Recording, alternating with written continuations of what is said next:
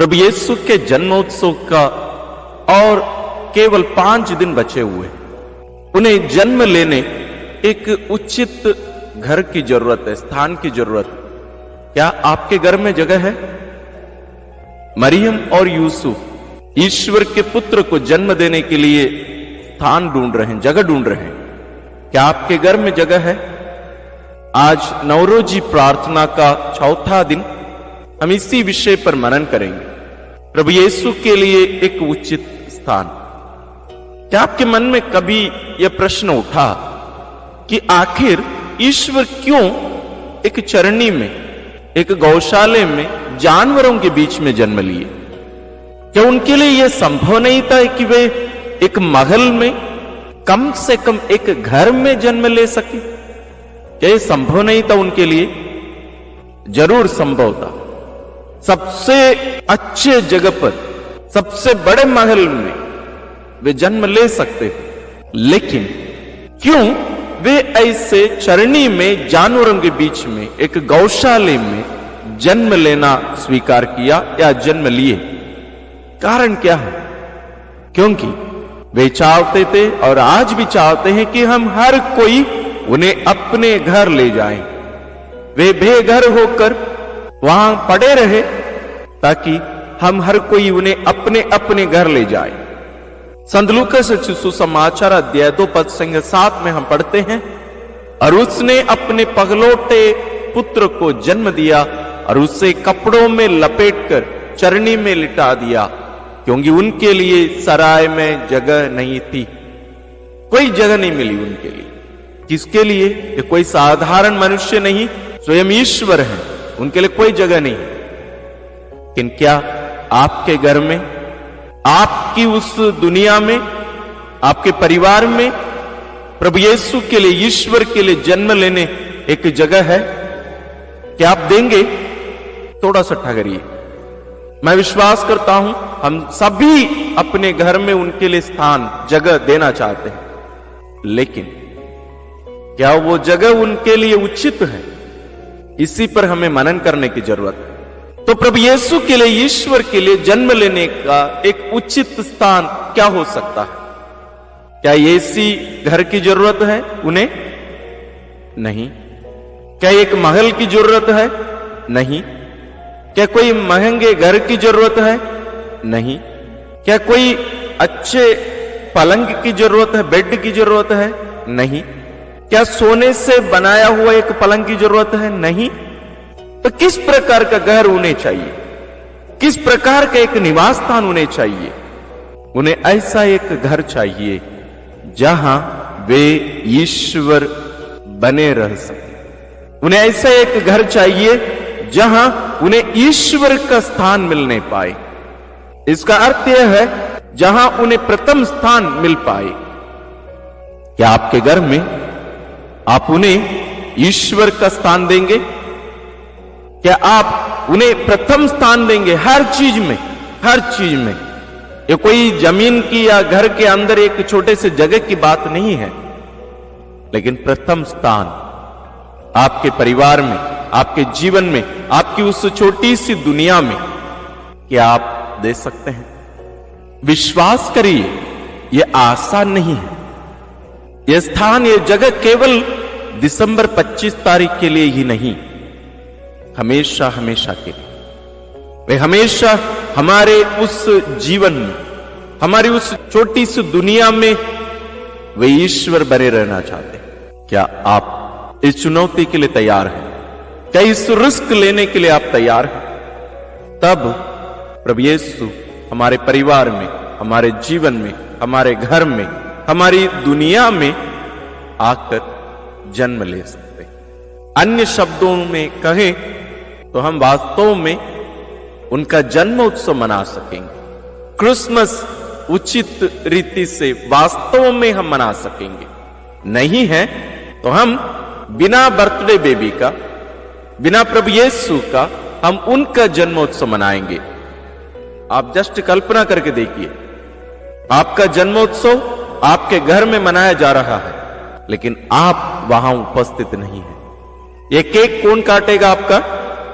लोग आकर किसको विश करेंगे? क्या आपके बिना आपके घर में आपका जन्मोत्सव मनाना संभव है?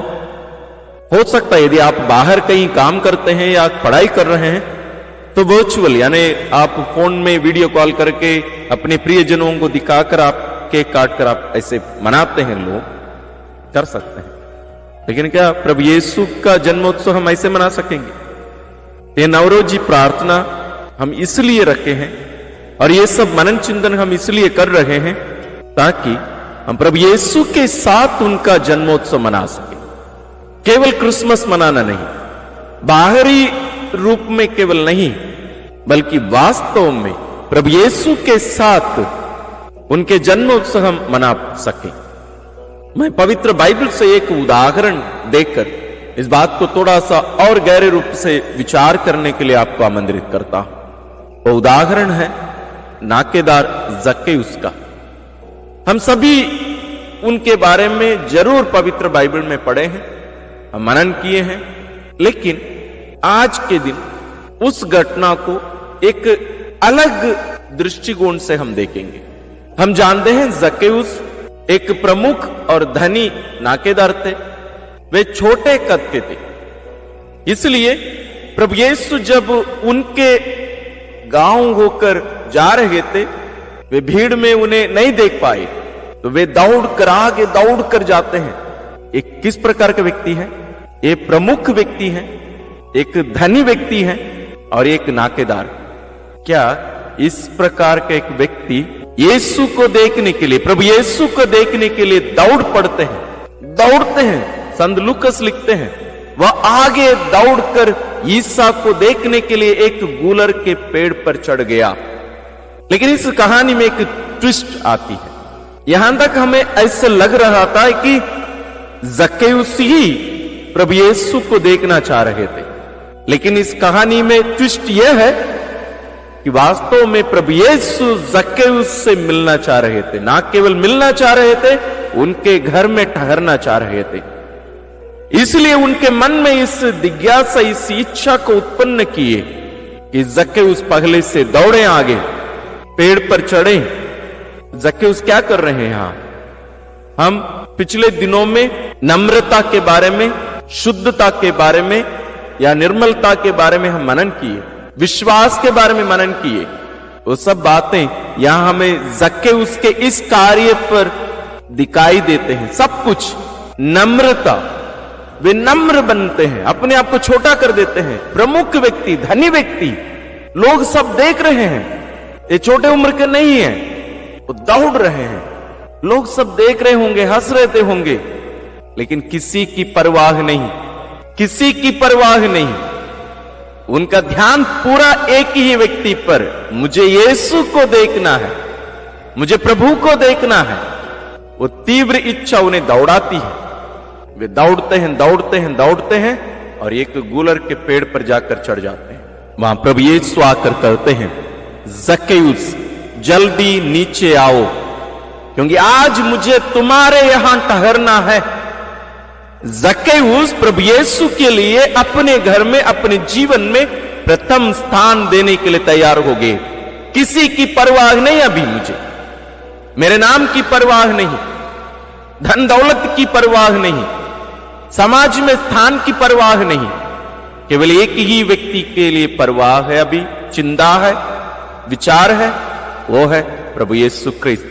प्रथम स्थान यीशु के लिए, मुझे अभी केवल यीशु से मिलना है, यीशु को पाना है, यीशु को देखना है। और प्रभु यीशु उससे क्या कह रहे हैं? देखिए, जल्दी नीचे आओ, क्योंकि आज मुझे तुम्हारे यहां ठहरना है। प्रभु यीशु ये नहीं कह रहे हैं, देखो तुम इतने तीव्र इच्छा के साथ दौड़ के इतना बड़े पेड़ में चढ़े हो, नीचे उतर कर आओ, चलो हाथ मिलाते हैं, हम आओ, हम थोड़ा सा बातचीत करते हैं, मैं तुम्हें ऑटोग्राफ दूंगा। प्रभु यीशु सब नहीं कहे, क्या कहते हैं? मुझे तुम्हारे यहां ठहरना है, तेरे घर में मुझे आज रहना है, मैं तेरे साथ रहना चाहता हूं। जक्केउस के जीवन को देख सब कुछ उस क्षण बदल जाता है। वो प्रभु यीशु का सामना करता है, वो प्रभु को देखता है, प्रभु का अनुभव करता है, प्रभु का अपने जीवन में ले आता है और वो पापी नाकेदार पवित्र बन जाता है। उनके जीवन के जो भी चीजें अशुद्ध रही, जो भी एक्स्ट्रा रहा, जो भी गंदगी रही, जो भी अंधेरा रहा, सब कुछ उनके घर से निकल जाता है। तो प्रभु यीशु के लिए अपने जीवन में प्रथम स्थान देता है। पहले धन दौलत को प्रथम स्थान दिया करता था, वो आखिरी में क्या करता है, मैं सबको 4 गुना लौटाऊंगा, मैं आधी संपत्ति गरीबों को दे दूंगा, मुझे ये सब नहीं चाहिए, मुझे अभी केवल यीशु चाहिए। और वही प्रभु आज आपके और मेरे घर में, आपके जीवन में और मेरे जीवन में, आपके परिवार में और मेरे परिवार में आना चाहते हैं। वे आना चाहते हैं, लेकिन क्या आपके घर में जगह है उनके लिए? क्या आप जक्केउस के समान प्रभु यीशु के लिए प्रथम स्थान देने के लिए तैयार हैं?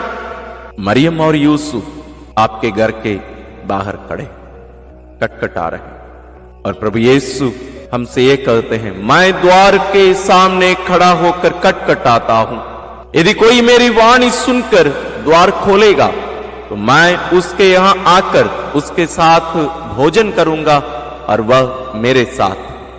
प्रकाशना ग्रंथ अध्याय 3 पद संज्ञा 20। अब देर किस लिए, लेकिन रिस्क जरूर है।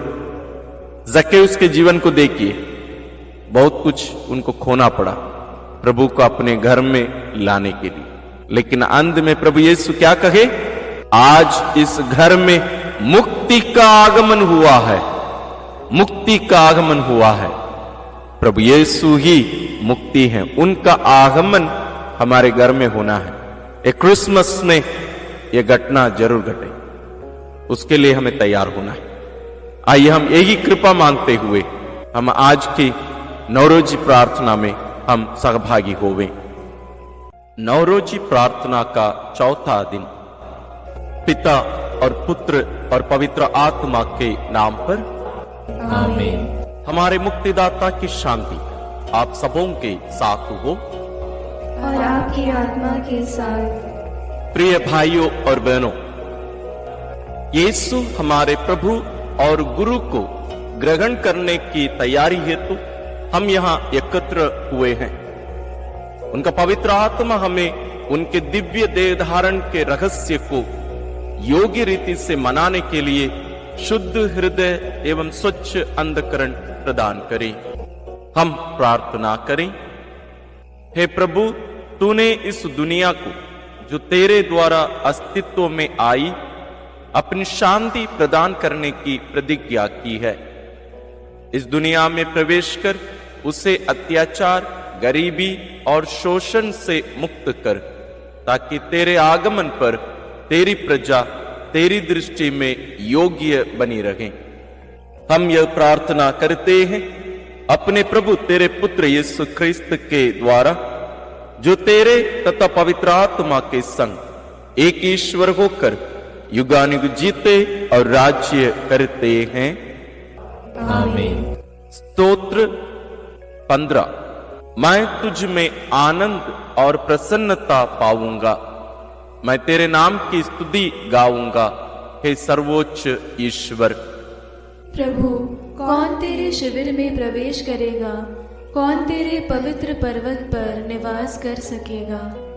वही जिसका आचरण निर्दोष है, जो सदा सत्कार्य करता है, जो हृदय से सत्य बोलता है और चुगली नहीं खाता, जो अपने भाई को नहीं ठगता और अपने पड़ोसी की निंदा नहीं करता, जो विधर्मी को तुच्छ समझता और प्रभु भक्तों का आदर करता है, जो किसी भी कीमत पर अपने वचन का पालन करता है, उधार देकर ब्याज नहीं मांगता और निर्दोष के विरुद्ध घूस नहीं लेता, जो ऐसा आचरण करता है वह कभी विचलित नहीं होता।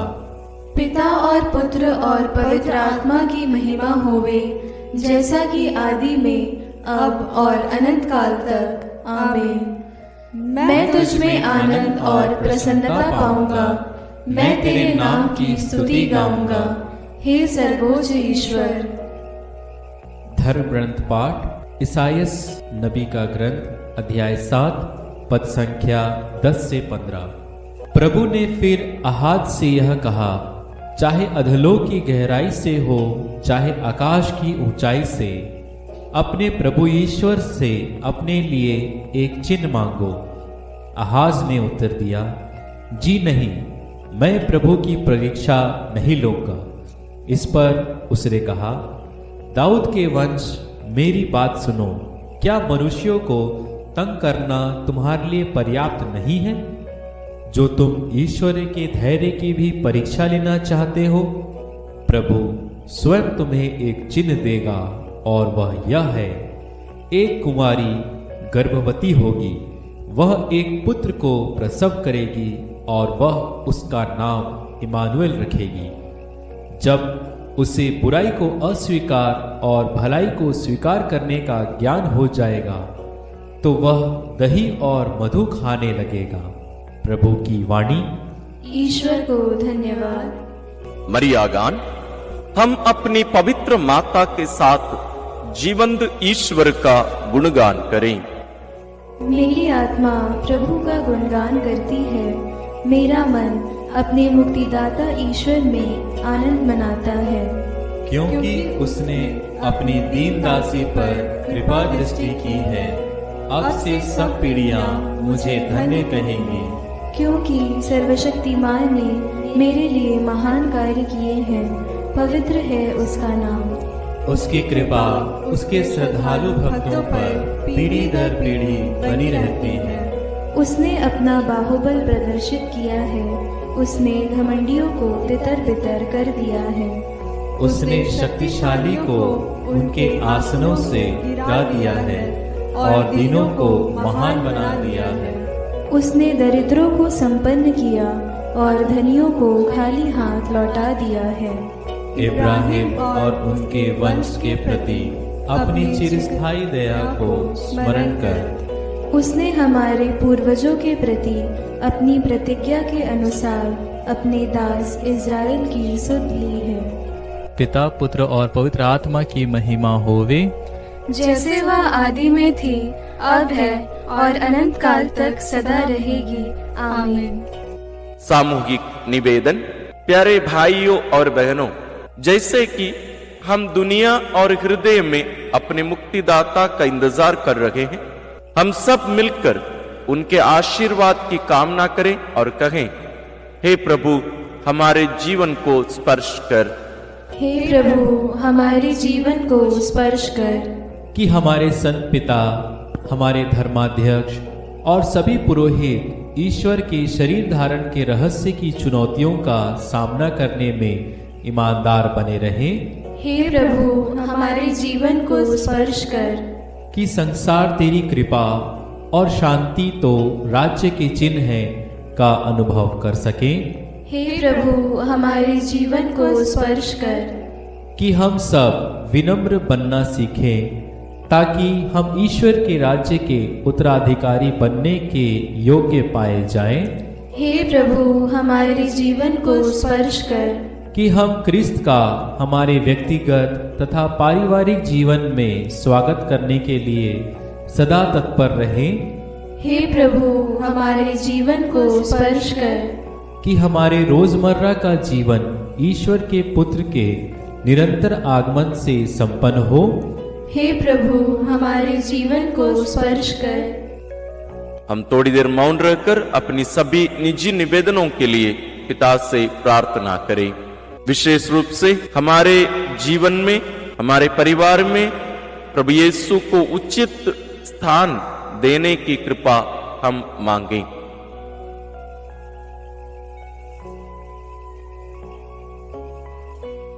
सारी दुनिया से संयुक्त होकर हम पिता ईश्वर को उन्हीं के शाश्वत पुत्र के शब्दों में पुकारें और कहें, हे हमारे पिता जो स्वर्ग में है, तेरा नाम पवित्र माना जाए, तेरा राज आए, तेरी इच्छा जैसे स्वर्ग में वैसे पृथ्वी पर भी पूरी हो।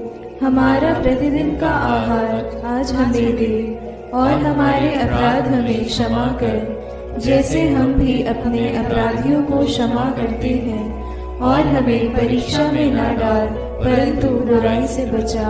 आमीन। आह्वान भजन। आइए हम शांति के राजा को हमारे हृदयों में राज्य करने के लिए आमंत्रित करें। हे प्रभु, हमारे नेता और राजा, शांति स्थापित करने आ, हमारे आंसू पोंछने आ, हमें विनम्र बनाने आ और हम पर राज्य कर। हे प्रभु, गुरु और मुक्तिदाता, अकेलों के मित्र बनने आ, असहायों को ऊपर उठाने आ, दुखियों को सांत्वना देने आ और तेरे प्रेम में हमें बचा। हे प्रभु, उद्धारक, तारणहार, हमारा बोझ हल्का करने आ, हमारे जीवन को ज्योतिर्मय बनाने आ, पीड़ितों को राहत दिलाने आ और हमें अंधकार से मुक्ति दिला। हे प्रभु, ईश्वर और सृष्टिकर्ता, सृष्टि का नवीनीकरण करने आ, अपना व्यवस्थान लागू करने आ, सद्भावना उत्पन्न करने आ और हमारे जीवन को संचालित करने आ। हे प्रभु, पालनहार और रक्षक, हमें बुराई से बचाने आ, हमारी आत्माओं को अनुप्राणित करने आ, अपनी भेड़ों को चराने आ और हमें अनंत जीवन प्रदान कर। समापन प्रार्थना। हम प्रार्थना करें। हे पिता, तेरा सर्वशक्तिशाली शब्द हमें तेरे पुत्र पुत्रियां बने रहने का गौरव पुनः दिलाने हेतु देह बनकर हमारे बीच रहा। उन्हीं की कृपा तथा जीवन से हमें तेरा संरक्षण सदैव मिलता रहे। हम यह प्रार्थना करते हैं अपने प्रभु तेरे पुत्र यीशु ख्रिस्त के द्वारा, जो तेरे तथा पवित्र आत्मा के संग एक ईश्वर होकर युगानुग जीते और राज्य करते हैं। आमीन। विशेष आशीष के लिए सिर झुकाएं। प्रभु आप लोगों के साथ हो और आपकी आत्मा के साथ। आप लोगों ने सर्वशक्तिमान और दयालु ईश्वर के इकलौते पुत्र के प्रथम आगमन में विश्वास किया है और अब उनके पुनरागमन की बाट जोग रहे हैं। क्रिस्त के आगमन द्वारा ईश्वर आप लोगों को पवित्र करे और अपनी आशीष से आप लोगों को समृद्ध बनाए। आमीन। इस लौकिक जीवन यात्रा में ईश्वर आप लोगों को विश्वास में अटल, भरोसे में उल्लसित और प्रेम में क्रियाशील बनाए। आमीन। आप लोग आनंद मनाते हैं कि हमारे उद्धारकर्ता मनुष्य बनकर पृथ्वी पर आए। वही प्रभु अपने महिमा में पुनरागमन पर आप लोगों को अनंत जीवन के पुरस्कार से समृद्ध बनाए। आमीन। सर्वशक्तिमान ईश्वर, पिता और पुत्र और पवित्र आत्मा का आशीर्वाद आप लोगों पर उतरे और सदा बना रहे। आमीन।